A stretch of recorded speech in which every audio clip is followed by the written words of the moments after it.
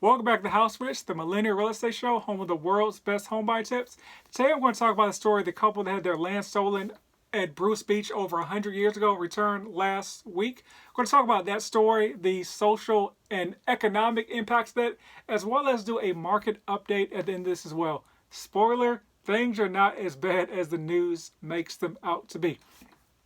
So if you haven't heard the story, the couple Willa and Charles Bruce had their land essentially stolen from them by the Manhattan Beach City Council in 1924. They claimed it was due to eminent domain, but we know what the deal was. But let's jump back and see what happened. So 1912, you can kind of do the math with what was going on in California and all parts of the U.S. as far as racism and racial injustices. And so, white folks didn't want black folks around. So, the couple was like, all right, we'll do our own thing. So in 1912, they built the first basically all black beachside resort. And so, like I said, white folks didn't want black people around, but they also didn't want them not around and doing well. It was just, don't be around and don't do well. But they started to have, a prospering business and things were going well for them. And so folks were like, hey, we can't let that happen. So basically for like the next 10, 12 years, they were just harassed by the KKK adjacent folks and just racist people in general, because they were having basically too much prosperity in that area. But they didn't leave. They were just like, hey, we're going to be here. We're going to do our own thing. Come at us with the best you can, but we're just going to keep living the good life over here. And so in 1924, the Manhattan Beach City Council basically took the land due to eminent domain. So if you're familiar with eminent domain, that is a government process where they basically take land for the good of the city, the county, the area. And so the thing about that is you're supposed to pay the people you're taking the land from at least somewhere near market value for the property. I mean, they don't want to sell the land in the first place, so that's kind of the trade-off. But this couple, of course, got pennies on the dollar for their property. And furthermore, eminent domain, the key word in there is eminent. It's like, hey, we need this property for some use, like, in the near future.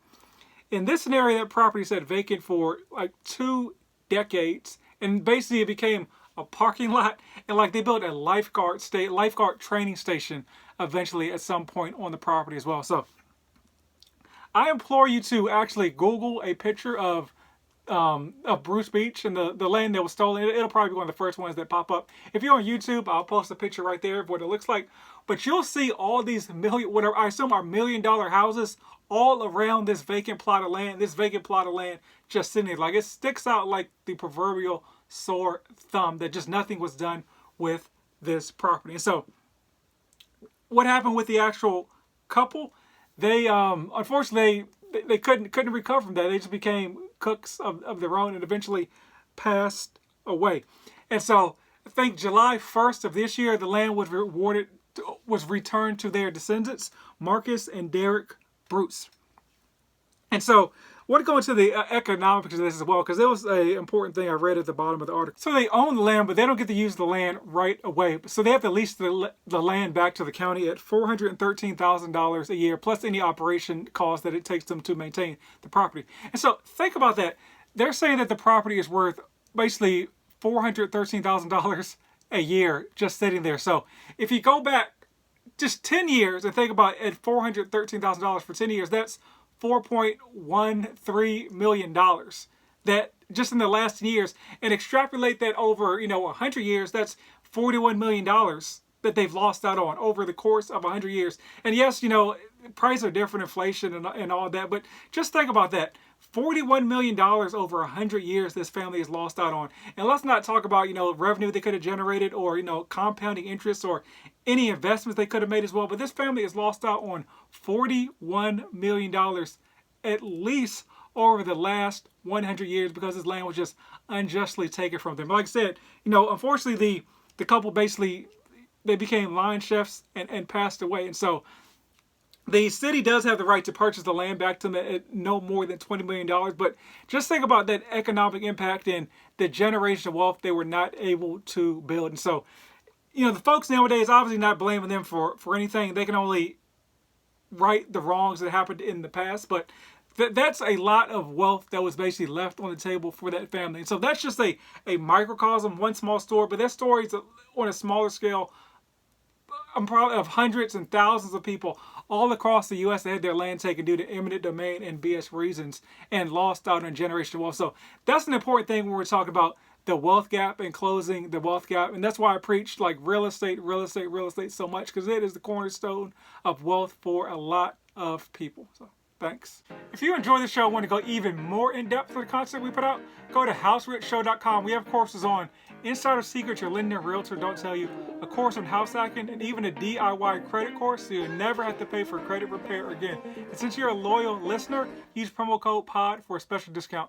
Back to the show. Thanks. All right, time for a market update. I want to give a shout out to a previous guest, Tyrone McDaniels, Houston Vintage Homes, one of my more popular episodes. Because I got this data off his IG page. So he made a post about Black Knight, and it was basically covering how delinquencies have been doing this year. So past due mortgages have actually fallen for 3 consecutive months, all the way up to the month of May. That's when this data goes back to. And so think about that. You see all this news about recession, there's a market going to crash, blah, blah, blah. But the data says that numbers have fallen the last 3 months as far as delinquency rates. And so the national delinquency rate right now is actually, it dropped 5 basis points the last month, down to 2.75%, the lowest it's been in a while. And so let's talk about, foreclosures. Prices are going up, folks can't pay, blah, blah, blah. What does the data say about foreclosures? Well, foreclosures actually dropped 12% since the month of April, and they're at below pre-pandemic levels. So this upcoming market crash, like there's no data to support it at all. And so let's talk about, the likelihood that folks will default on their properties. So if you look at the previous housing crash from 2008, 2009, it was due to a lot of reasons, reckless spending habits, and honestly, folks getting loans that should not have had loans given to them. And so I'm going to put a chart up as well right there. If you look at the number of people like around a 620 credit score from 2008, 9, 10 that actually had loans, it far dwarfs the number of people that had 620 credit scores today. And why is that? So think about during the pandemic where lenders basically made it harder to get loans. A lot of people were upset. Lenders didn't know what was going on. They're like, hey, we don't want a repeat of 2008, 2010. So I know like certain lenders and banks like basically raised the floor on the credit scores. I know like Chase put their minimum credit score at like 720% down for certain homes. And so a lot of people were upset about it. I think it was kind of rough, but it seems like it's kind of worked. It was a short solution to help prevent a potential housing decline. So, like I said, all the data seems to point that home prices will continue to go up. Like I said, only 1 year in the last decade have home prices actually gone down. That was 2019. It was like less than a 1% drop. 3 of the last 5 recessions, home prices actually went up.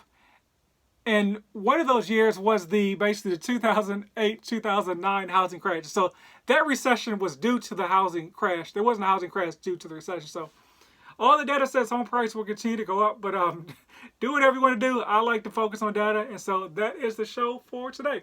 If you listen this far, please like and subscribe to the podcast. It helps my voice, and the show get out to more people. I greatly appreciate it. So like, leave a review for the podcast. Thank you, and tell a friend to tell a friend. And if you like these news or topic updates, let me know. If you don't like them, let me know as well. So I kind of make the show for you guys. Some stuff I do for myself, but mostly I make the show for y'all. So thanks.